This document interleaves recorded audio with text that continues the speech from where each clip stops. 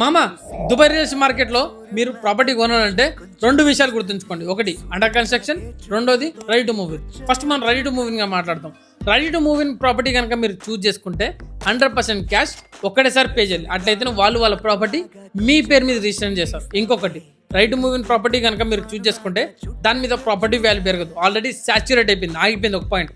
దాని మీద మీరు ఓన్లీ రెంటల్ ఒకటే సంపాదిస్తారు. రెండోది అండర్ కన్స్ట్రక్షన్ ప్రాపర్టీస్.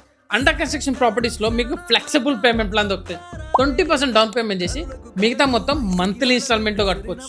రెండోది దీంట్లో ప్లస్ పాయింట్ ఏంటి తెలుసా, మీకు less price feet square feet దొరుకుతుంది. మూడోది కొత్త బిల్డింగ్తో పాటు మనకి హెవీ రెంటల్స్ దొరుకుతాయి, హై ROI. దీంతో పాటు 5 సంవత్సరాలు మనకి రెంటల్తో పాటు మన ప్రాపర్టీ వాల్యూ కూడా పెరుగుతుంది. మీరు మంత్లీ ఇన్స్టాల్మెంట్ కట్టేటప్పుడు మీకు ఏం కనిపించదు, కానీ 5 సంవత్సరాల తర్వాత మనం రీసేల్ చేసిన అనుకోండి మీ చేతి నిండా క్యాష్ కనిపిస్తుంది. So always choose right investment with right agent.